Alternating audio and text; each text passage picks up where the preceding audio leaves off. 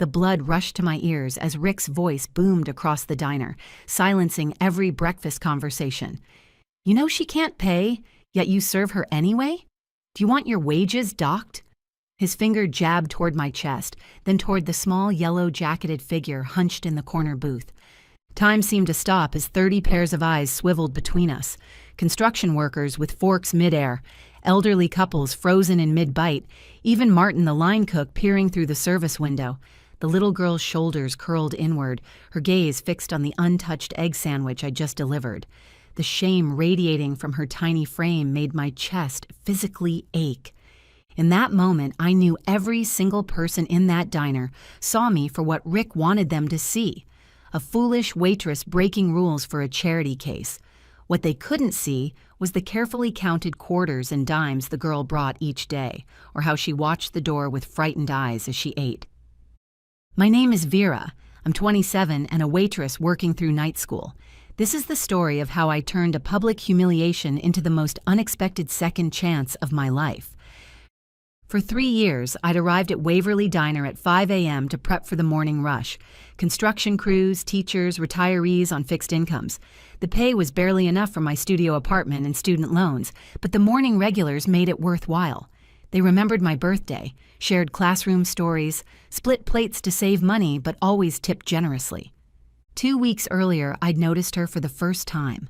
A girl no older than 10 slipping through the door at precisely 7 a.m.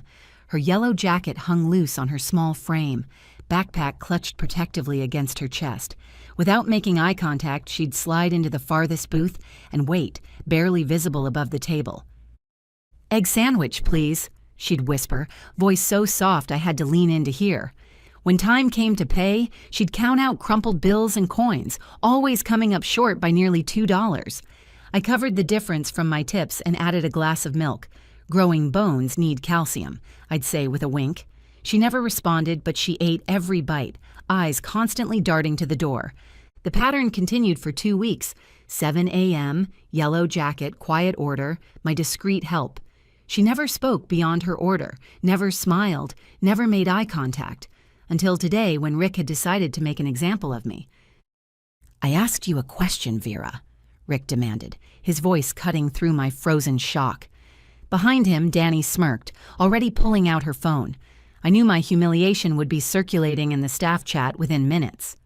"She's just a child," I managed, my voice steadier than I felt. "I can't let her go to school hungry." "Not your problem," Rick snapped, loud enough for the entire diner to hear. "No more freebies or it comes from your check." The little girl abandoned her sandwich, scrambling to gather her backpack. Before I could reach her, she was out the door, a flash of yellow disappearing down the street. In my office now. His cramped back office smelled of cigarettes and cheap cologne. A warning notice lay on his cluttered desk.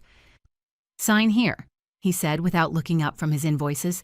"Consider this your first and only warning about unauthorized discounts." "Rick, she's just a kid trying to—" "Not our problem," he cut me off. "Parents should feed their own kids. Sign it." I took the pen, my hand trembling slightly. I could explain how the girl counted pennies, how her clothes seemed more worn each day, how she always arrived alone. Instead, I simply signed. "Don't make me regret keeping you on," Rick added as I turned to leave. "Plenty of people would take your job tomorrow." That night, I lay awake in my studio apartment, replaying the day's events. I couldn't afford to lose this job. Rent was due, student loans weren't going anywhere, and waitressing positions that accommodated night classes were hard to find. But the thought of turning the girl away made me physically ill. Morning arrived with a decision. I would pay for the girl's breakfast myself in full, keeping the transaction completely separate from the diner's books. Rick couldn't object to my serving a legitimate paying customer, but 7 a.m. came and went with no sign of the yellow jacket. By 7:30, I found myself checking the door every few minutes, worry gnawing at my stomach. Had Rick's public humiliation scared her away? Was she sick? Or worse, had something happened to her? At 8:15, the diner's atmosphere shifted dramatically. Conversation died mid-sentence as a gleaming black SUV with tinted windows pulled up directly in front of the entrance. Two men in suits emerged first, scanning the area before opening the rear door. A tall man in an impeccably tailored black suit stepped out, his presence commanding attention without effort. Two more suited men flanked him as he entered. The breakfast crowd fell silent. Forks paused mid-bite. Rick emerged from the back office, eyes widening. He hurried forward, smoothing his rumpled shirt. "Good morning, sir. Welcome to Waverly Diner. How can we help you?" His voice had transformed into something obsequious I'd never heard before. The man's sharp, intelligent eyes swept across the diner, ignoring Rick completely. "I'm looking for the person who's been helping my daughter," he stated, his deep voice controlled but revealing nothing about his intentions. I froze by the coffee station, pitcher in hand. The four bodyguards positioned themselves strategically around the diner, their posture professional but unmistakably vigilant. Rick's smile faltered. "I'm not sure I understand." "My daughter," the man repeated calmly. 10 years old, yellow jacket. She's been coming here for breakfast." I set down the coffee pitcher and stepped forward, my heart hammering against my ribs. "That's me," I said quietly. "I've been serving her."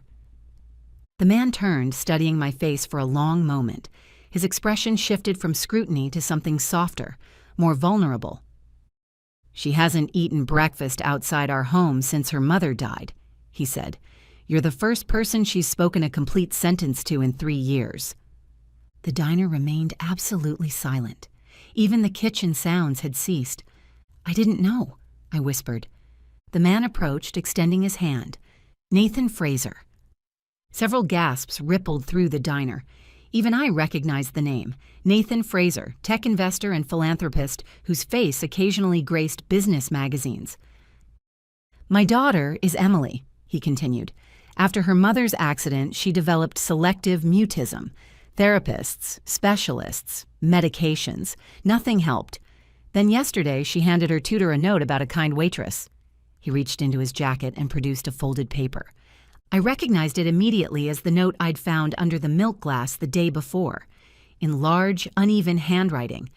"You're the only one who talks to me without being scared. I like the milk every morning.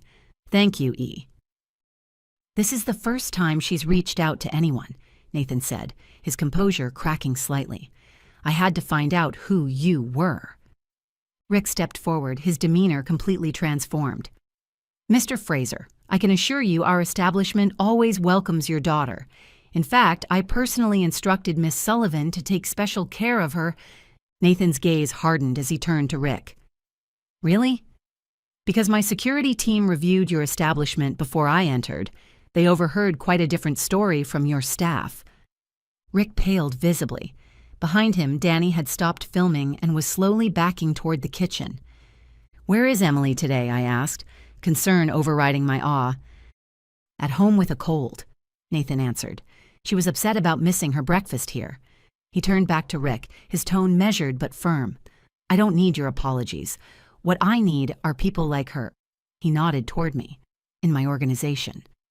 From his pocket, he removed a business card, handing it to me. "Miss Sullivan, if you're interested in opening your own restaurant, I'd like to fully finance it." I stared at the card, my vision blurring with tears. "I don't understand."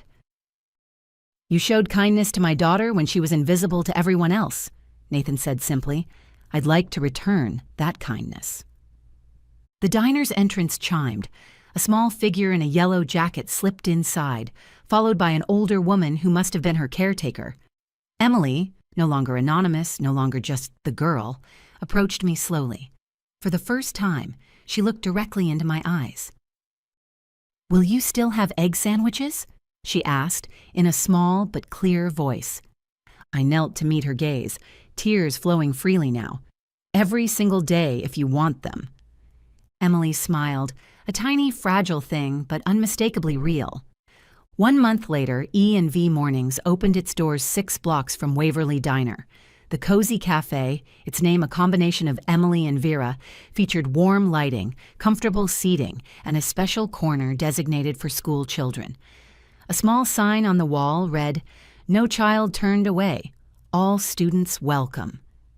I had insisted on keeping prices affordable. The restaurant's business model included a suspended meal program where customers could prepay for food that would go to someone who couldn't afford it. Emily came every morning before school, her yellow jacket now accompanied by a small apron embroidered with the cafe's logo. She didn't speak much, but she helped arrange napkins and wrote the daily specials in her improving handwriting. Sometimes Nathan joined them, sitting quietly with his laptop while Emily worked alongside me. Other times, he sent the car to pick Emily up afterward, always with a generous tip and a note of thanks. Rick had sent me a lengthy email apologizing and offering my old job back with a substantial raise. I didn't respond. Several former Waverly Diner regulars now frequented E&V mornings instead. Martin, the elderly line cook, had joined my team, bringing his secret hash brown recipe with him. When local news caught wind of the story, reporters requested interviews. I declined most, but agreed to one brief statement. I didn't do anything extraordinary. I just refused to ignore a child who needed to be seen. The reporter pressed for more details about Nathan Fraser's involvement and the financial arrangement behind the cafe. I smiled. This isn't about money, it's about creating a space where kindness is the default, not the exception. On quiet afternoons, I sometimes caught Emily watching me with a thoughtful expression. She was slowly emerging from her shell, not in dramatic bursts, but in small, significant moments. She now greeted regular customers with nods, occasionally whispered comments to me about the pastry display, and had started keeping a journal of her own. One morning, Emily arrived with a carefully wrapped package. Inside was a framed photograph of herself, smiling tentatively, holding an egg sandwich. Beneath it, in her distinctive handwriting, "Thank you for the milk when I was thirsty and the kindness when I was hungry."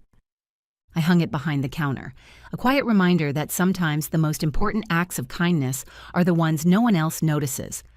Last week, I spotted Rick through the cafe window, standing across the street watching our busy morning service. Our eyes met briefly before he turned away. I felt no satisfaction in his discomfort, only gratitude that his public humiliation had led to this unexpected second chance.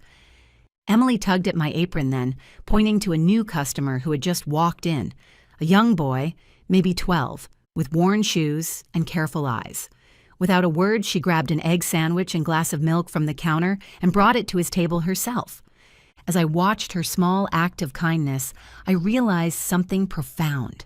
When we're publicly shamed for our compassion, we have two choices: retreat into self-protection or double down on kindness. Emily had taught me to choose the second path, and in doing so, had helped me find not just a new career, but a purpose. The boy looked up at Emily with surprise as she set down his breakfast. She didn't say a word, just gave him a tiny nod of understanding before returning to my side. Sometimes the quietest voices teach us the loudest lessons about courage, about resilience, and about the unexpected ways justice eventually finds its way back to us all.